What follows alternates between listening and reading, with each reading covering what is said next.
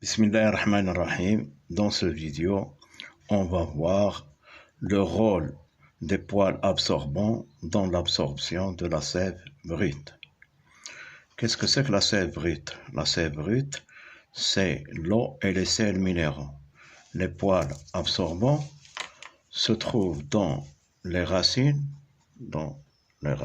ici sont les poils absorbants. Donc, ce sont des cellules qui absorbent l'eau et les sels minéraux. Donc, on va voir la cellule du poil absorbant. Elle contient une grande vacuole qui occupe toute la cellule, un cytoplasme, un noyau, le noyau de la cellule et la paroi squelettique. Ici, c'est une cellule de poils absorbants. Alors, les poils absorbants sont reliés à la racine de la plante. Donc, dans cette expérience, on voit le rôle des poils absorbants. Donc, on plonge les poils absorbants dans l'eau et au-dessus, il y a l'huile. Donc, le résultat de cette expérience, la plante reste vivante. L'autre expérience, si on met les poils absorbants dans l'huile et on laisse l'apex dans l'eau, la plante flétrit. Voilà, la plante flétrit. Donc, si une autre expérience, si on met les poils absorbants dans l'eau et le bout de la racine dans l'huile, alors la plante reste vivante. Donc, on déduit de ces trois expériences que les poils absorbants sont responsables de l'absorption de la sève brute qui est l'eau et les sels minéraux dont la plante a besoin. Donc, on va voir les autres parties de la racine. On voit ici, on a une coupe transversale de la racine. Ici, on entoure les poils absorbants. Les poils absorbants entourent la racine.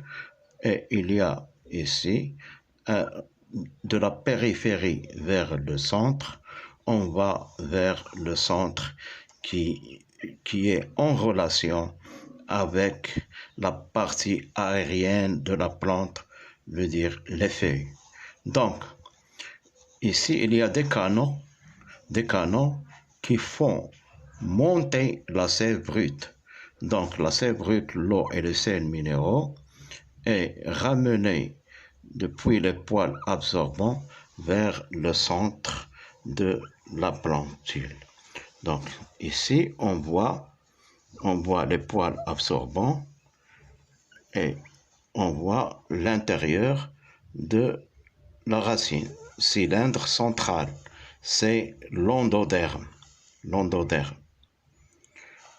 Il y a des vaisseaux qui font monter l'eau et les sels minéraux.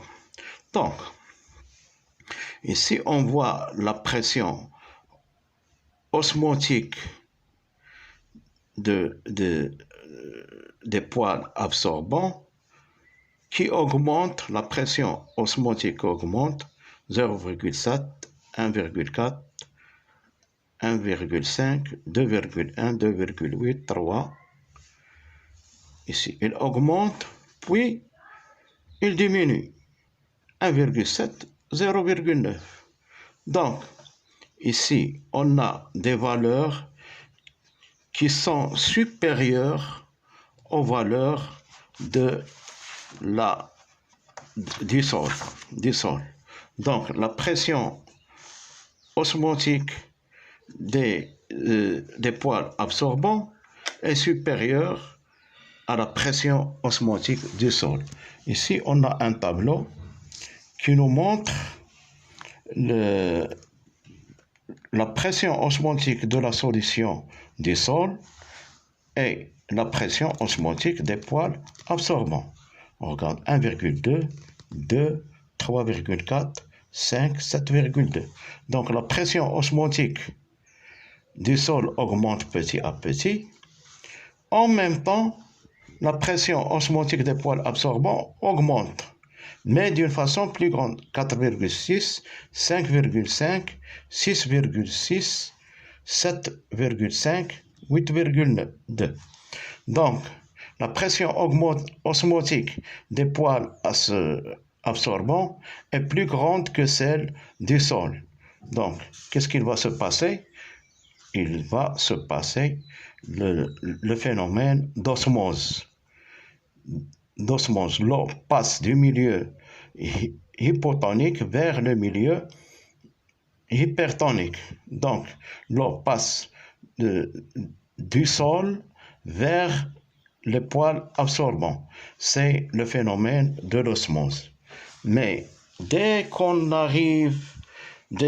s'approche à l'intérieur de la plante, qu'est-ce qu'on voit? Que la pression osmotique des poils absorbants diminue.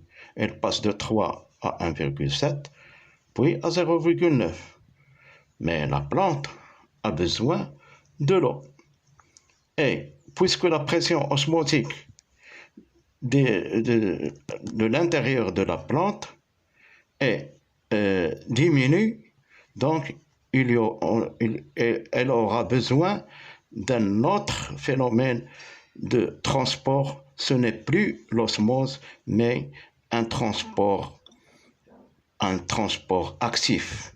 Ce transport actif se fait à l'aide de l'énergie, à l'aide de l'ATP. Donc, l'ATP provient de la respiration cellulaire de la plante, et cet ATP va être hydrolysé et il va donner l'ADP plus PI plus l'énergie. Cette énergie sert pour le passage de l'eau à l'intérieur de la plante par transport actif. Le transport actif, toujours, il a besoin de l'énergie. Donc, ça, c'est pour l'eau. Au début, il y a le phénomène d'osmose. Après, l'eau passe, mais à l'aide de l'énergie qui est libérée par l'ATP. Alors, à l'intérieur, il y a le transport actif qui est subi à l'aide de l'énergie. Mais, en ce qui concerne les sels minéraux, à l'intérieur de la plantule, les sels minéraux sont plus concentrés que celles du sol. Donc, qu'est-ce qu'il y aura? Pour les sels minéraux, il y aura passage des sels minéraux, mais avec transport actif à l'aide de l'énergie. En ce qui concerne l'eau, il y aura l'osmose au début, mais à la fin, il y aura transport actif à l'aide de l'énergie. Mais pour les sels minéraux, dès le début, il y a le passage actif, car à l'intérieur de la plantule est plus concentré en sels minéraux qu'à l'extérieur. Mais la plante en a besoin de sels minéraux. Donc, elle attire les sels minéraux du sol d'une façon active à l'aide de l'énergie fournie par l'ATP. Alors c'est pour cela qu'il y aura nécessaire l'aération des racines pour avoir l'oxygène et la respiration. Mais s'il y a l'ajout du cyanure qui bloque l'ATP, il y aura une isotonie. Que veut dire isotonie? Même concentration de ces minéraux de l'intérieur que l'extérieur, et puis il y aura mort de la plante.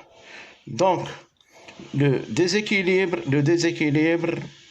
de concentration des sels minéraux de l'intérieur de la plantule et l'extérieur est nécessaire. Et il est dû, ce déséquilibre est dû au transport actif des sels minéraux, car elle passe du milieu qui contient peu de sels minéraux vers l'intérieur qui contient beaucoup de sels minéraux, donc elle a besoin de l'énergie. C'est ça ce qu'on peut tout dire pour l'absorption racinaire, à l'aide des poils absorbants qui ont besoin presque de l'osmose et du transport actif. Merci.